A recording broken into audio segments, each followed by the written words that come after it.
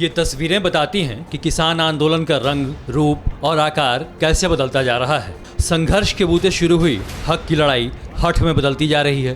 खेती किसानी के नाम पर भारत बंद कराने की कोशिश हुई और किसान मंच पर देशद्रोहियों के भी पोस्टर लगे। हालांकि आंदोलनरत किसान संगठनों ने इससे किनारा कर लिया, लेकिन धरना प्रदर्शन के बीच रोटी मशीन, जिम और पैरों को मसाज करने वाली मशीन की तस्वीरें भी आंदोलन को लेकर सवाल खड़े करती हैं।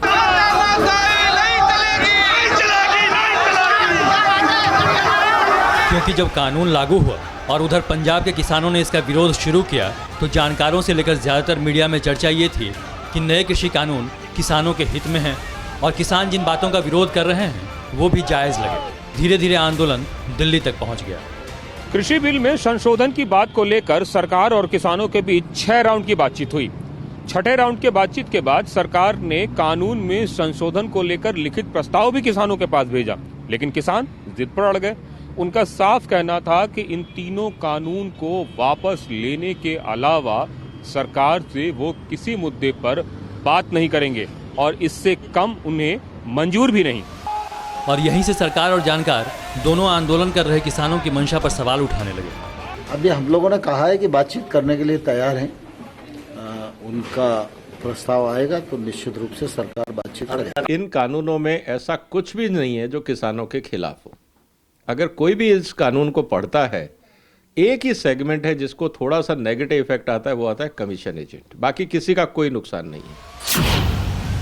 अब लोग ये सवाल भी उठा रहे हैं कि क्या किसान अपना रास्ता खुद रोक रहे हैं, क्योंकि अगर सरकार ने किसानों की मांगे करीब करीब मान ली और आंदोलन खत्म करने के बाद भी बातचीत और सुधार का आश्वासन दिया, तो फिर कानून वापसी का हट क्यों? दूसरा, 10 दिसंबर को दिल्ली के टीकरी बॉर्डर पर किसानों के एक संगठन भारतीय किसान यूनियन एकता उग्राह के मंच पर दिल्ली दंगों और भीमा कोरेगांव हिंसा के आरोपियों की रिहाई की मांग वाले पोस्टर लगे और नारेबाजी हुई, जिस पर सवाल उठने लगे। अगर किसानों के आंदोलन की आड़ में भारत को तोड़ने वाले लोग, टुकड़े टुकड़े लोग पीछे होकर आंदोलन के कंधे से गोली चलाएंगे तो उनके खिलाफ बहुत सख्त कार्रवाई भी की जाएगी। ये भी हम बहुत साफ साफ कहना चाहते हैं। इस पर हम कोई समझौता नहीं करेंगे। क्या मतलब है? हालांकि इस तस्वीर को लेकर हम बार बार कह रहे हैं कि किसानों से इसका सीधा संबंध नहीं है, लेकिन ऐसे मामलों में किसानों को आंखें नहीं मूंदनी चाहिए, नहीं तो देश से लेकर विदेशों तक किसानों के नाम पर मौके को भुनाने की कोशिशें तेज हो जाती हैं। और ये तस्वीर उसी की है।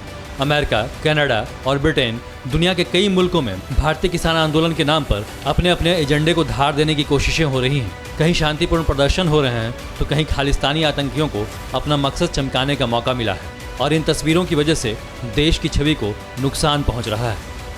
इसीलिए कहा जा रहा है कि एक तरफ देशद्रोहियों वाले पोस्टर से अन्नदाता आंदोलन बदनाम हो रहा है, तो दूसरी ओर 7 समंदर पार वाली तस्वीरों से किसान की मांग ही नहीं है, जो किसान आंदोलन का हिस्सा नहीं है। तो इसका मतलब लेफ्ट और लेफ्ट ओरिएंटेड लोगों ने ये आंदोलन हाईजैक करने का सोचा है। किसानों को चाहिए कि ऐसे लोगों को ताबड़तोड़ बाहर करे, नहीं तो उनका आंदोलन अब किसान का आंदोलन ही नहीं रहा है। इस बीच ये सवाल उठ रहा है कि क्या किसान आंदोलन हाईजैक हो गया है? क्योंकि पहले तो किसानों के लेफ्ट संगठन के मंच पर देशद्रोहियों के पोस्टर लगे और इसके बाद इंटेलिजेंस इनपुट आया कि वामपंथी अतिवादियों ने किसान आंदोलन को हाईजैक कर लिया है और उन्हें हिंसा के लिए भड़काया जा रहा है। जगह जगह दंगा भड़काने में जिन लोगों के षड्यंत्र सामने आए हैं, आज उनकी पैरवी हो रही है। किसानों के कंधों में बंदूक रख करके भारत की एकता और अखंडता को चुनौती दी जा रही है। ये स्वीकार्य नहीं हो सकता है। न्यूज़ टॉप 9 रोज सुबह 7 बजे और शाम 7 बजे सिर्फ TV9 भारतवर्ष पर।